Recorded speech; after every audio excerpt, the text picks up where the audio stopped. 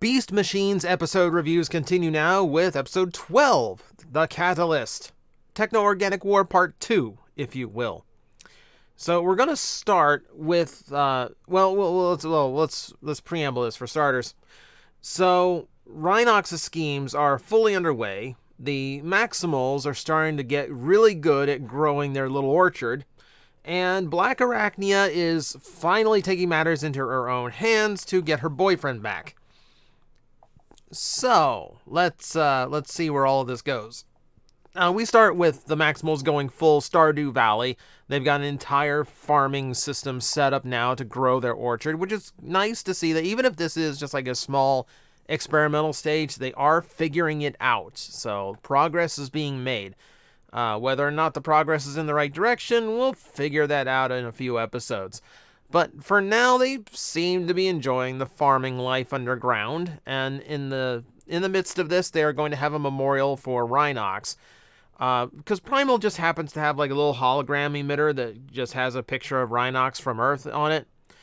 No real reason. It's just like, here, I have this thing. I have a hologram of Rhinox. Here, take a look at it, please. Little bit odd to me, but it is what it is. It's weird to me that they give him a memorial by planting a seed in his honor, which, Rhinox decided to war against organics, so that's a little bit of an odd tribute. just a weird bit of a tribute, but it is what it is, and let's be honest, it's more than AirRaiser and Tigatron got. So credit where credit's due. It's something. More to the point. It's a minor point. Basically, everyone is sure that Rhinox is dead, which is exactly how Rhinox wants everything to go. And from here, we start to see just how manipulative he actually is. So, now remember, we have access to the organic goop now, which last episode we found out it can cure the technomatter effect that is created by the key to Vector Sigma. It's going to give Black Arachnia the idea that if she can actually get this onto Thrust, it might bring out his original personality. I'm not entirely sure how that works, given the fact that it is there's nothing organic about his spark. There's nothing like organic about a transformer in and of themselves. So how a bit of organic goop is going to pull her boyfriend out of a Viacon. No. I don't really buy that one. That's a little bit far-fetched for me. But you know what? It gives us a way of seeing if Black Arachnia has been right this whole time. She tries to actually steal a canister of it from Rat Trap, which is weird considering they now seem to have free access to it. So why not just, find a jar and take some? You don't need to resort to stealing it. But then again, that is technically how Black Arachnia has always been. Let's admit that, right? She would rather she'd rather do first and ask forgiveness later.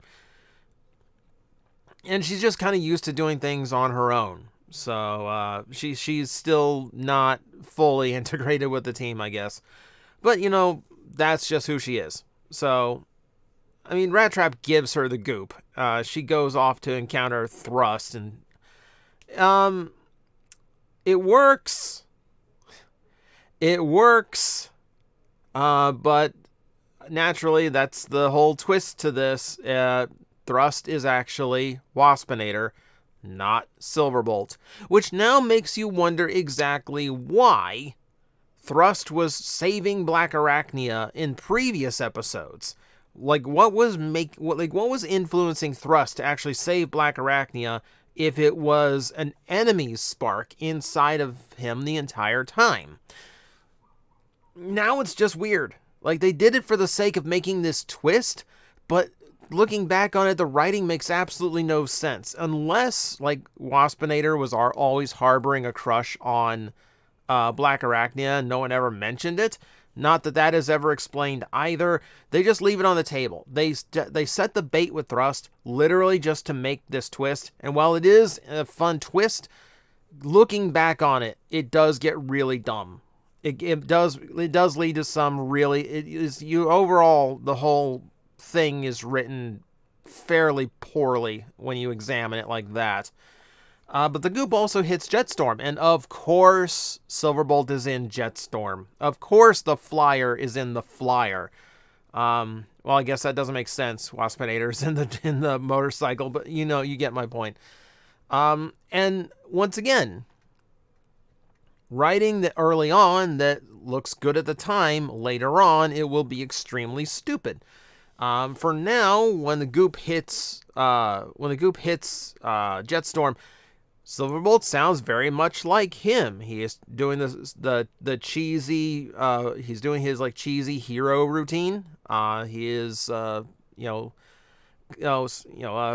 loving on Black Arachnia. Like, okay. So it seems like Silverbolt.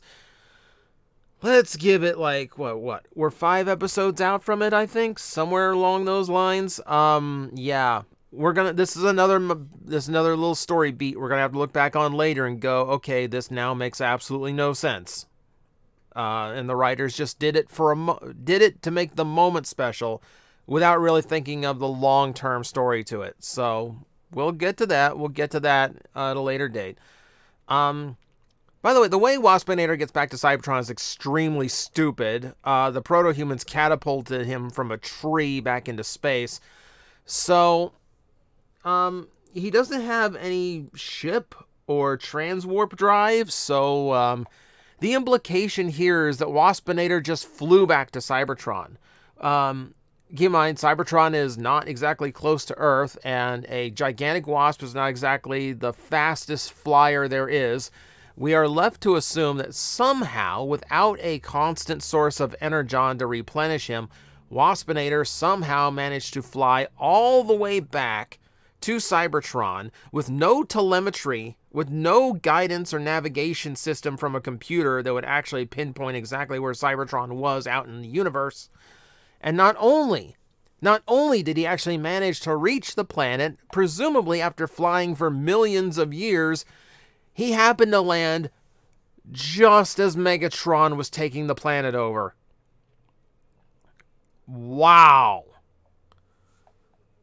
You should have just left him on Earth. Let him be happy. Why'd you have to go this route?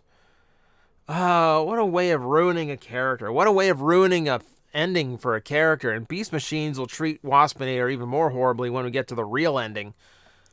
But yeah, it's extremely stupid writing. Yeah, so the twist is fine. How we got to that twist is nonsensical. No. But in the course of this, of course, Black Arachnia gets herself in trouble. There's cycle drones, there's aero drones. They're all equipped with the key to Vector Sigma, and all of them are terrible, terrible shots. Now, meanwhile, back on the Maximal side of things, they're trying to work on... They're working on a few things at once, but Primal is still, like, very much attached to the Oracle. Primal has developed a very unhealthy relationship with the Oracle, to the point where he feels like middle management, where every time something comes up, or anytime the Cheetor suggests something, Primal's response seems to be, I need to go consult the Oracle, aka, I need to talk to my manager. It's a weird look. It's a really weird look to see Primal, who used to be such a capable commander, always looking toward the Oracle. Oh, and he's locked out now, by the way, so you presume that Tankor is meddling with things now. It's weird. But it does mean the Maximals are left on their own, which is how Black Arachnia sneaks out with the goop.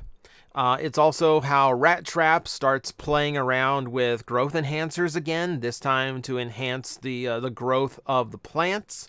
Something he stumbled upon in some old data tracks, even though the planet's memory banks are supposed to be wiped out, but he still managed to find it. Don't ask it. It's another writing fallacy. It's another writing flaw. Ugh. But they use the growth enhancer to grow the vines in underground fast enough to reach the surface and actually get to Black Arachnia in order to save the day. Problem being that root is now going all the way down to the orchard from the surface, so the key to Vector Sigma now runs the risk of affecting Cybertron's entire core. So yeah, Cheetor makes a mistake just like Optimus Primal made, and there would be with far worse ramifications for that mistake. Luckily, they do manage to cut it off thanks to Primal. But Cheetor, unlike Primal, learns absolutely nothing from the mistake he made. He's still very hot-headed, and him and Primal are still at odds with their decision-making. But so it's a weird tension thing in the episode. But the benefit here is that Rat Trap is still learning. He's still experimenting with his tech, and that will eventually lead to the character he'll be for the rest of the series. So it's nice that there's like little bits of it here, just to kind of show his growth as a tinkerer. But like I said, the big thing here is Rhinox, because he's been in the background of this episode the entire time. Later on, he suggests that only the tank drones. He uses the diagnostic drone to suggest to Megatron that only the tank drones should be equipped with the key to Vector Sigma, just in case one of the other generals started to get delusions of taking over. And he also suggests, he doesn't suggest, he's the reason that Rat Trap found the growth enhancer. So he's handing super weapons to both Maximal and Viacon at the same time, and leading them to destroy each other so he can take the planet over himself. All right, not bad, Rhinox. All right, so you've actually got a competent scheme going here. All right, I see you. If it wasn't Rhinox, he'd be a great villain, but we have to take the character assassination into account here. And taking into account a lot of some good twists with very bad writing attached to it, some overall just like really weird writing to it. And then, of course, Rhinox bumps it up a few notches. It lands somewhere in the middle of my scoring grid at passable. It's okay. The episode is just okay. It's not one that handles scrutiny very well, and it doesn't handle its own lead-up very well. But some of the payoffs are fun. I mean, it's fun to see Waspinator and Silverbolt again the way they used to be. And yes, Rhinox does turn in a great performance as a villain. It's just a few too many writing fallacies going on in this episode. But that is the catalyst. Stay tuned. Tomorrow, we get to talk about the season finale of Beast Machines and exactly how they're going to cliffhanger us into Season 2. Join me then. Yeah, I guess I'll give Bardic to Pain. Pain, my number one good best friend. You got this. You're just basically like Caboose at this point. Just like... Oh, God. That's... all right, let's keep this Pain train going. The Caboose is here. Son of a bitch. No. And yeah, this makes me Tucker. I'm quitting. Gauss, take 2 psychic damage.